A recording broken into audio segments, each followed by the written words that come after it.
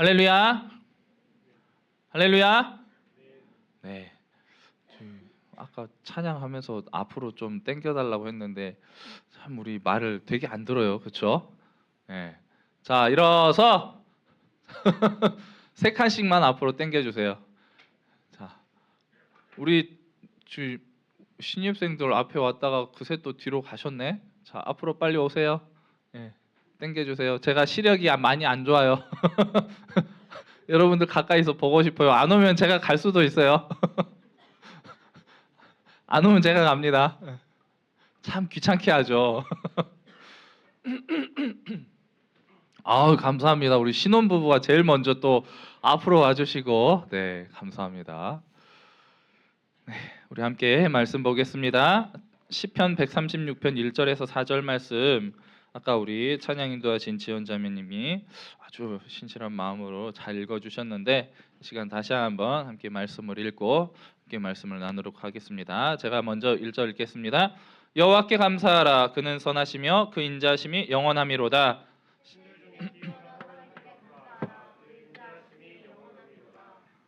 주들 중에 뛰어난 주께 감사하라. 그 인자심이 영원하미로다. 큰 기이한 일들을 행하시는 이에게 감사하라. 그 인자심이 영원하미로다. 아멘.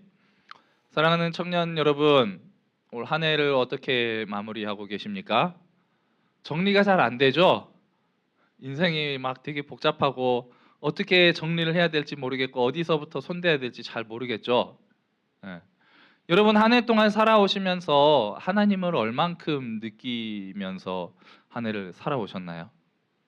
하나님과 얼만큼 가까이 지내면서 올 한 해를 살아오셨나요? 우리의 재물이 있는 곳에 마음이 있다라는 말이 있어요. 근데 요즘에 재물보다 더 귀하게 쓰는 게 있죠. 뭐야? 시간이죠.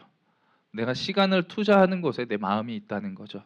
여러분은 어디를 바라보면서 여러분의 시간을 투자하고 그곳에 헌신하면서 지금까지 달려오셨습니까? 제가 지난 한 주간에 달리기를 2번을 했어요. 아무도 안 나오시더라고. 갑자기 예고를 해서 나오기 힘들었을 거예요. 월요일 8시입니다. 한강에서 만나요. 달리기를 제가 많이 해요. 달리기, 운동 이야기 여러분 만나면 많이 하죠. 자전거 이야기도 많이 해요. 달리기 하면 되게 재밌어요. 그래서 저는 막 미친 듯이 뛰어요. 그래서 열심히 뛰다 보니까 실력이 막 쑥쑥 느는 것 같아요. 근데 달리기가 너무 좋으니까 달리기를 하는 거죠. 자전거가 너무 좋으니까 자전거를 타는 거예요. 벽 타는 게 너무 좋으니까 자꾸 벽을 타고 올라가는 거예요. 알통이 막 생겨, 근육이 막 생기고, 그렇죠. 내가 좋아하는 것에 투자를 하다 보면 그것을 향한 지식이 먼저 해박해져요. 기초 지식이 쌓이고 그 지식 위에 내가 이제 스킬이 느는 거죠. 스킬이 늘면서 내 마음이 막 더 커지는 거예요. 아, 이거 조금만 더 하면 더 잘할 수 있을 것 같은데, 조금만 더 하면 더 할 수 있을 것 같은데, 이렇게 하면서 내가 관심을 쏟는 것, 시간을 투자하는 것에 내가 어느새 보면은 전문가가 되어 있어요. 그렇죠? 여러분 저 달리기 거의 전문가 수준까지 거의 가기 직전이에요. 같이 뛰면 끌어줄게요. 따라오세요. 안 뛴대. 여러분 오시면 여러분의 속도에 맞춰서 띄워드리겠습니다. 달리기를 하고 나면 근데 여러분 운동하고 나면 땀을 되게 많이 흘려요. 그렇죠? 어느 정도냐면은 그냥 몸이 그러니까 옷이 싹 젖어요. 옷이 싹 젖어가지고 그 젖은 옷을 어떻게 해야 돼요? 빨아야 돼요. 근데 얘를 세탁기에 바로 넣으면 안 돼요. 다른 옷에 그 땀 냄새가 배겨요. 그래가지고 그 옷만 버릴 게 아니라 다른 옷까지 다 함께 버리는 거예요. 그래서 여러 번 제가 혼났어요. 제발 먼저 초벌 빨래를 하고 넣으라고 여러 번 혼났어요. 그래가지고 달리기를 하든 아무튼 땀에 흠뻑 젖은 옷은 어떻게 해야 돼요? 손빨래를 먼저 해가지고 저는요 피존을 되게 많이 써요. 다운이 쓰는데 그 섬유유연제를 되게 많이 써요. 그래서 저희 집은 한 2주에 3통씩 쓰는 것 같아요. 그러니까 재빨래 따로 하고 또 다시 그거 또 돌려야 세탁기 또 돌리고 하니까 빨래를 되게 많이 해요. 근데 이게 사실 운동하고 나서 제일 귀찮은 게 이 빨래하는 거예요. 여름 빨래는 그나마 괜찮아요. 여름 빨래는 반바지에 런닝 나시 이거 딱 이거만 입고 하니까 되게 간편. 그거 두 개만 빨면 돼요. 근데 겨울에는 어때요? 긴 바지에 티셔츠에 그 위에 이제 패딩 이제 경량 패딩 입고 뛰는데 패딩 빠는 게 제일 힘들어요. 끝까지 다 손빨래 해가지고 어떻게 해요? 세탁기로 넣어야 돼요. 정말 힘들어요. 그래도 어떻게 해요? 좋아하니까 하는 거예요. 달리기를 좋아하니까. 근데 그냥 좋아하는 게 아니고요. 제가 달리기를 이렇게 열심히 하는 이유가 있어요. 달리기를 하니까 배가 쏙 들어가는 거예요. 제가 저기 김모 목사님 정도만큼 배가 나왔었어요. 근데 6개월 뛰고 배를 다 집어넣은 거예요. 여러분 따라오세요. 배 싹 들어갑니다. 근데 이렇게 운동을 하고 땀을 흘려서 달리고 나면 그거를 빨아줘야 되잖아요. 그렇죠? 깨끗이 씻어줘야 돼요. 여러분 한 해 동안 달려오면서 여러분 인생에 쌓인 먼지들, 땀들 어떻게 해야 돼요? 정리를 하고 넘어가야 됩니다. 깨끗하게 씻고 다음 새해를 맞이해야 돼요. 이렇게 빨래를 하다 보면요, 그 안에서 하나님의 은혜를 느낄 수가 있어요. 빨래를 하다 보면은 내 팔에 막 생긴 근육을 보면서 아 하나님 감사합니다 이러고 빨래를 하다 보면은 감사합니다 여러 가지 은혜를 느껴요. 여러분 회개의 시간을 꼭 가지시면서 우리의 인생을 좀 깨끗하게 씻고 정리하고 한 해를 맞이하셨으면 좋겠어요. 회개하다 보면요 하나님이 나에게 주셨던 은혜들을 바라볼 수가 있게 됩니다. 내 인생을 회개하면서 돌아보다 보면요 그 속에서 함께 하셨던 하나님을 발견할 수가 있게 됩니다. 회개하지 않는 사람은 하나님이 내 인생에 함께 하셨는지 안 하셨는지 그것도 느낄 수가 없어요. 하나님을 보지를 못해요. 그런데요 인생을 정리하면서 회개하다 보면요 이 순간에 하나님이 나한테 이런 은혜를 주셨구나. 내 인생을 돌아보고 짚어보다 보면 이때 하나님이 나의 잘못된 생각과 판단을 이렇게 인도해 주셨었구나 하면서 감사할 수가 있게 되는 것입니다. 진정한 감사는 그렇기 때문에 회개로부터 비롯되는 거예요. 회개의 은혜를 주신 하나님의 은혜에 감사할 수밖에 없게 되는 것입니다. 불만과 불평의 시간들 내가 돌아보면서 나는 이렇게 어렵고 힘든 상황이 올 때 조금만 불편한 상황이 와도 불만 불평을 했지만 하나님 그것도 들어주시고 나를 이곳까지 인도해 주셨구나라는 것을 깨닫게 된다는 거죠. 그리고 감사와 겸손으로 다시 하나님 앞에 나아가서 하나님을 예배할 수 있는 삶으로 서게 된다는 것입니다. 오늘 본문 말씀 보면요. 이 시편 136편 말씀은요. 이스라엘의 3대 절기 혹시 아시나요? 3대 절기. 제일 중요한 거 뭐예요? 유월절, 그다음에 칠칠절, 그다음에 장막절. 이 세 가지가 있는데 이 큰 명절이에요. 우리나라는 절기가 명절 큰 게 두 개밖에 없죠. 설하고 추석. 근데 이스라엘은 명절이 세 개예요. 부럽죠? 와, 쉬는 날이 세 번이나 있어요. 뭐 하루 이틀 잠깐 쉬고 마는 게 아니고요. 그냥 일주일 딱 정해놓고 쭉 가는 거예요. 이 사람들은 1년에 세 번 일주일씩 꼬박꼬박 쉬어요. 얼마나 부러워요. 근데 이 명절에 모여서 예배를 해요. 계속해서 끊임없이 하나님을 예배합니다. 그때 이 시편 136편의 말씀을 가지고 하나님께 감사의 찬양을 올려드리는 거예요. 26절의 말씀으로 기록이 되어 있어요. 이 시편 136편이.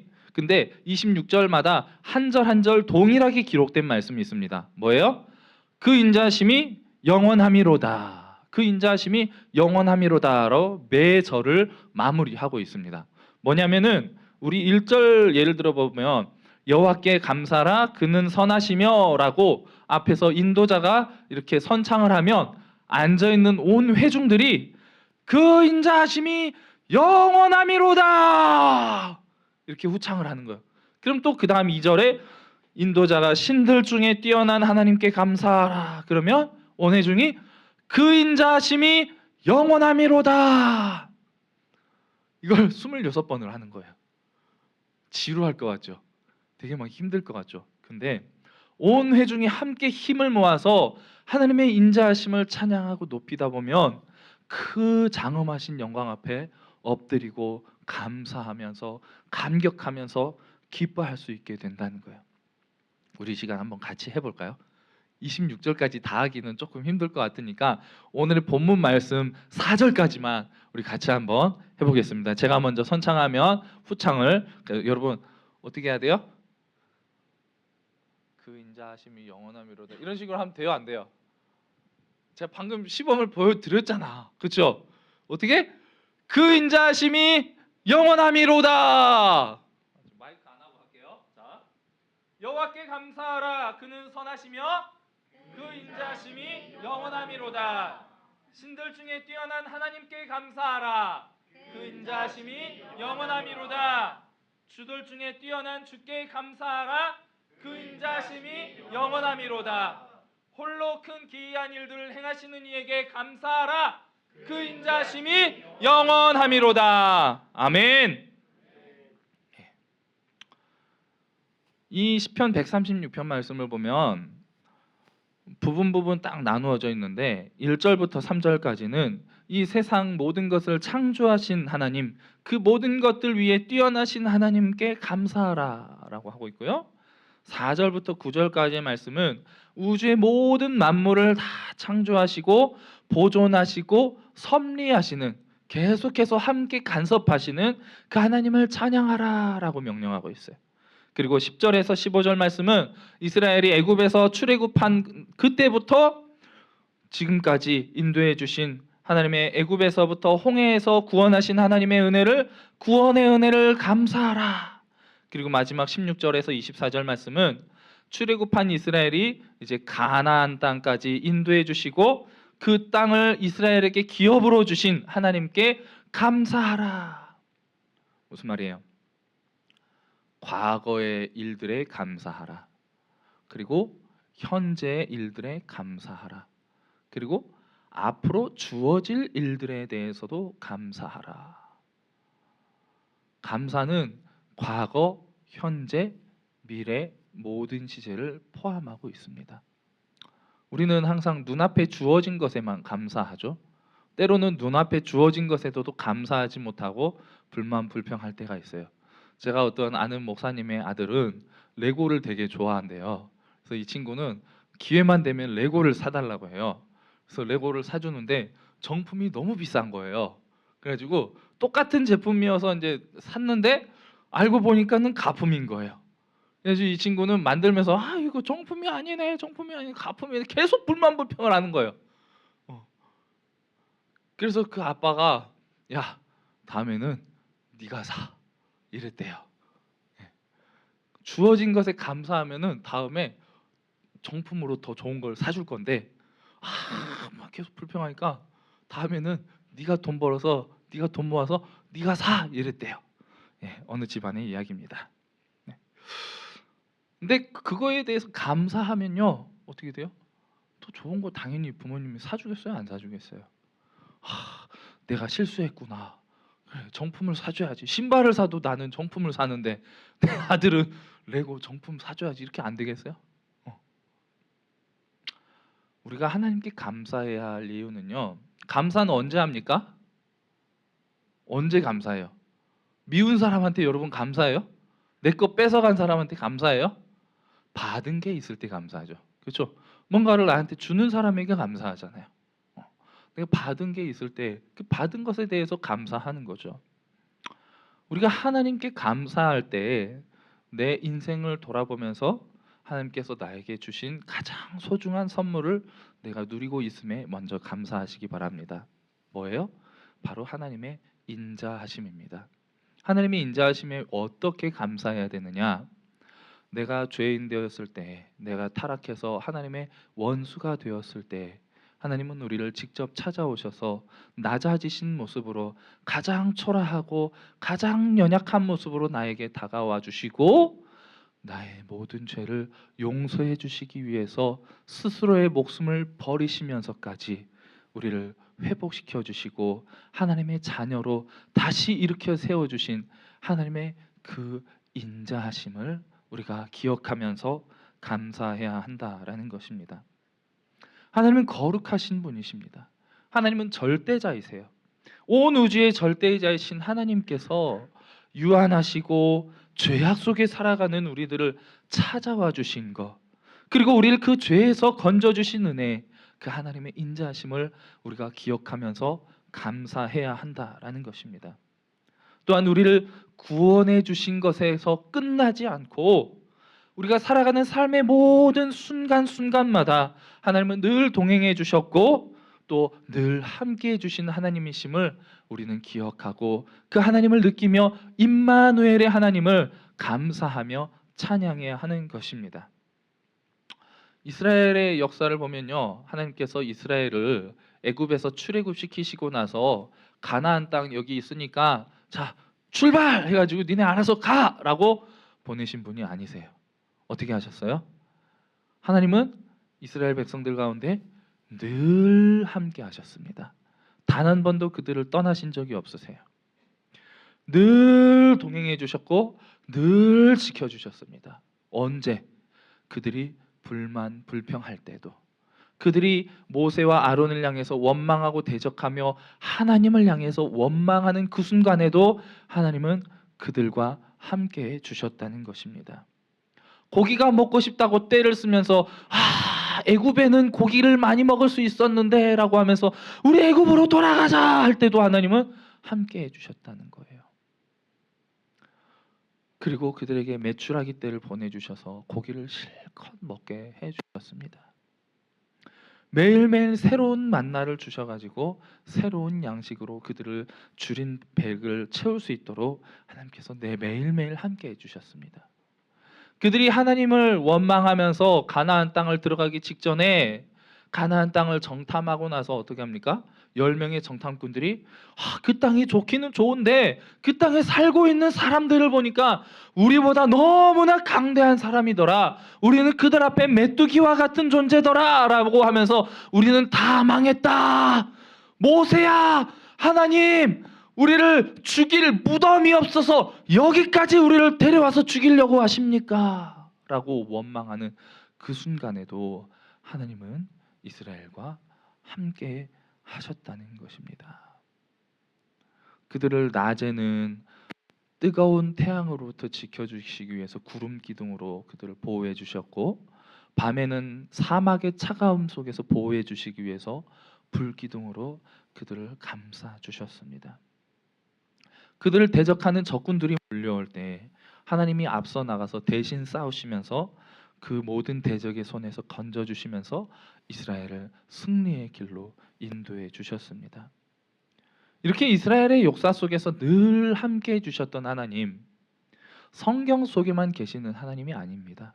지금 오늘 이 시간 우리에게도 동일하게 함께 계시며 동일하게 역사하시는 하나님이십니다. 비천한 노예 상태에 있던 이스라엘을 건지셔서 가나안 땅으로 인도해 주셨던 하나님, 죄의 비천한 상황에 있던 우리들을 예수 그리스도의 십자가의 은혜로 구원해 주시고 세례를 받게 하셔서 하나님의 자녀가 될 수 있도록 우리를 회복시켜 주신 은혜에 우리는 감사해야 합니다. 이스라엘 백성들의 역사를 보면 그들은 늘 실패의 역사였습니다. 가나안 땅을 가기 위한 40년의 여정, 40년 매일매일이 이스라엘의 역사는 실패의 역사였습니다. 그들은 단 한 번도 하나님을 온전히 신뢰하고 한 번에 순순히 따른 적이 없어요. 순종한 적이 없어요. 항상 하나님께 불평했고 늘 부족함에 대해서, 모자람에 대해서 항상 원망했던 사람들이었어요.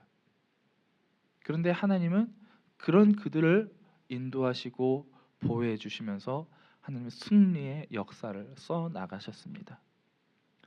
그 40년 광야 생활 동안 이스라엘 백성이 한 거는요, 아무것도 없어요. 그들의 힘으로 이룬 것은 아무것도 없습니다. 자신의 힘으로 이룰 수 있는 것 아무것도 없었어요. 어떻게 했습니까? 하나님이 다 이루어 주셨어요. 처음부터 끝까지. 여러분, 우리의 인생을 광야의 생활에 많이 비교를 하죠. 우리가 이 광야 같은 인생, 나그네 길을 가는 동안 우리는 내 힘으로 내 능력으로 뭔가를 이루어 보려고 정말 애를 많이 쓰고 아둥바둥하죠. 시간에 쫓기면서 스펙에 쫓기면서 다른 사람들과의 경쟁에 쫓기면서 내 힘으로 이루어 보려고 정말 애를 많이 씁니다.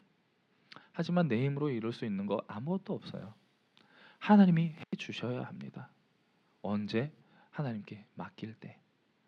하나님께 맡길 때 하나님께서 그 모든 것들을 다 이루어 주시는 분이십니다. 우리는 이런 하나님의 인자하심을 기억하며 감사와 찬송의 삶을 살아가야 할 것입니다. 예수 그리스도를 통해 구원받은 하나님의 백성은, 하나님의 인자하심과 그 은혜를 누리게 된 성도는 이제 예배와 찬양으로 구원해 주 하나님과의 교제의 관계를 더욱더 깊이 발전시켜 나가야 합니다. 이 일에서 실패하면요, 죽음밖에 없어요. 이스라엘 백성들이 가나안 땅 앞에서 불만 불평하고 나서 어떻게 됐어요? 38년 동안 다시 그 자리를 떠돌게 됩니다. 광야로 다시 돌아가게 돼요. 그런데요, 신기한 게요, 그 광야 생활 다시 광야로 돌아가서 38년을 떠돌면서요, 하나님의 은혜가 있었을까요? 없었을까요? 하나님 동일하게 그들의 신발과 옷이 헤어지지 않도록 지켜주셨어요. 우리는 1년 지나면 옷도 이제 질려가지고 새 옷 사 입고 이러잖아요. 저만 그런가요? 여러분 너무 검소하셔가지고 옷 안 사 입으시나요? 우리 몇 년 지나면 옷 다 헤어져가지고 버리잖아요. 그렇죠? 그리고 새로 해 입잖아요. 근데 이스라엘 백성들은 38년 동안요, 옷이요 헤어지지가 않아요. 찢어지지도 않고요, 신발이 닳지를 않아요. 하나님이 그렇게 지켜주시는 거예요. 만나가 끊겼나요? 38년 동안 동일하게 하나님의 만나가 계속해서 주어졌습니다. 목마르다고 할 때 하나님 물을 끊으셨나요? 그 기간에도 하나님 동일하게 모세를 통해서 반석에서 물이 나게 해주셨어요. 우리가 하나님의 은혜를 느끼는가 느끼지 않는가는 나의 마음의 문제입니다. 하나님은요, 늘 나와 함께 해주고 계세요. 늘 나와 동행하고 계시고요, 늘 우리의 인생에 관심을 갖고 우리를 인도해 주시고 계십니다. 그런데 그 하나님의 인도하심을 느끼는가 느끼지 않는가, 동일한 하나님의 은혜를 맛보고 있는 사람들도요, 정도의 차이가 있고 느끼지 못하는 사람들도 있다는 거예요. 하나님을 예배할 때, 하나님을 경배하고 찬양할 때 우리는 이런 하나님의 놀라운 은혜와 사랑을 느낄 수가 있게 되는 것입니다. 제가 굳이 한강을 가서 자전거를 타는 이유 중에 하나가, 이제 장거리를 좀 많이 타요. 이제 보통 평소에는 양평 두물머리를 다녀오고요, 왕복하면 100km입니다. 그리고 가끔 이제 좀 시간이 나면 이제 하루 정도 시간을 온전히 낼 수 있으면 춘천을 갔다 와요. 왕복하면은 한 200km 이쪽 저쪽 돼요. 그러면은 이제 양평 갔다 올 때는 3시간 반이면 갔다 와요. 근데 춘천을 갔다 오면은 10시간 30분, 11시간 이쪽 저쪽 걸려요. 근데 가는 동안요, 코스별로요 경치가 달라요. 나무 색깔이 달라요. 물의 흐름이 달라요. 바람이 달라요. 느껴지는 바람의 정도와 냄새와 달라요. 자전거 타면서요, 저는요 찬양을 얼마나 많이 하는지 몰라요.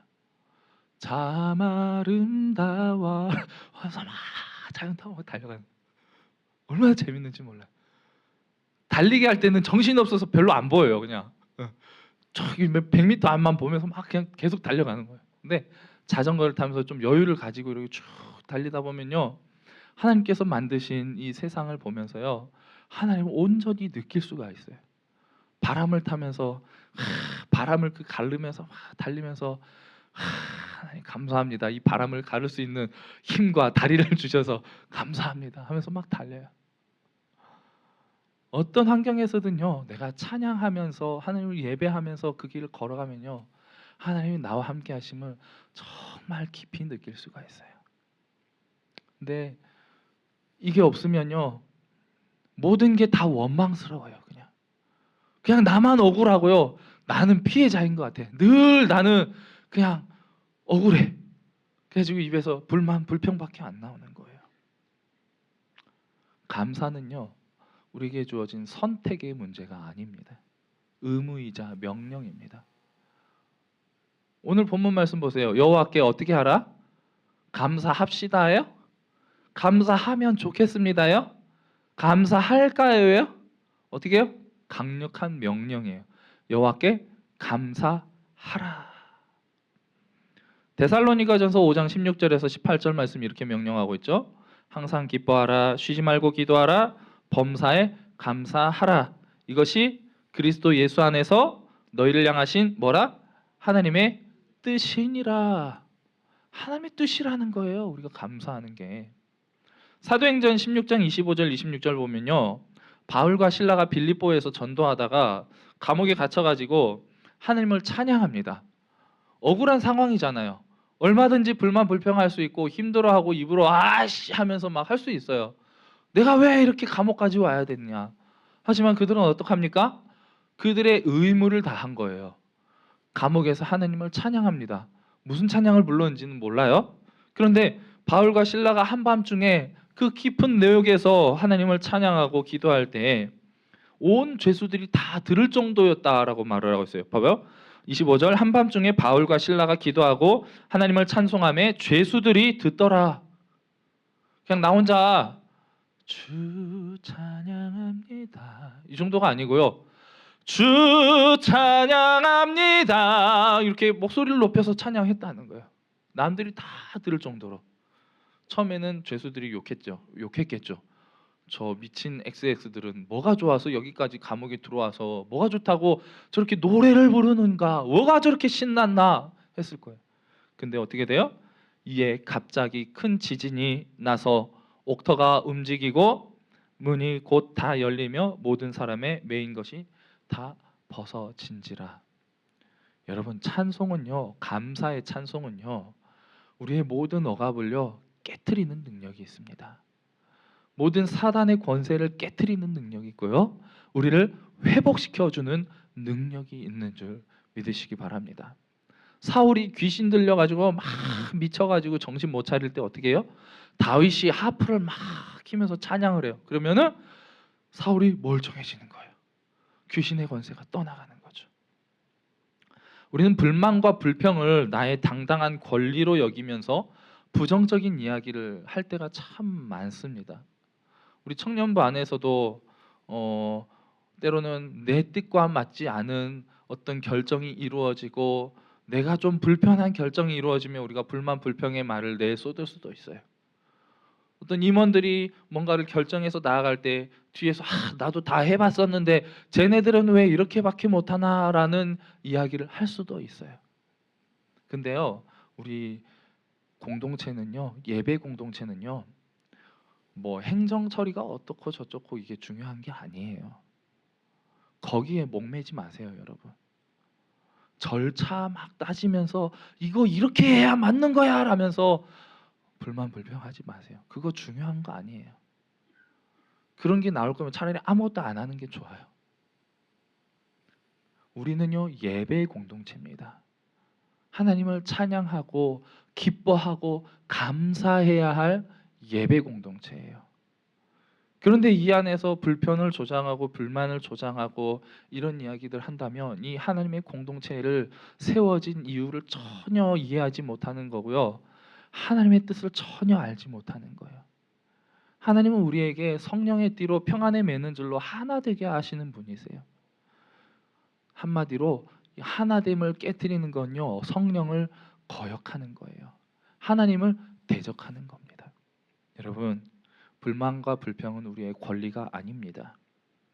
물론 우리에게 주어진 상황이 때로는 누가 보아도 불만 불평하는 게 당연한 상황이 있을 수 있어요. 그런데 그 상황에서 불만 불평을 하면 더 큰 불만으로 나에게 돌아오게 돼요.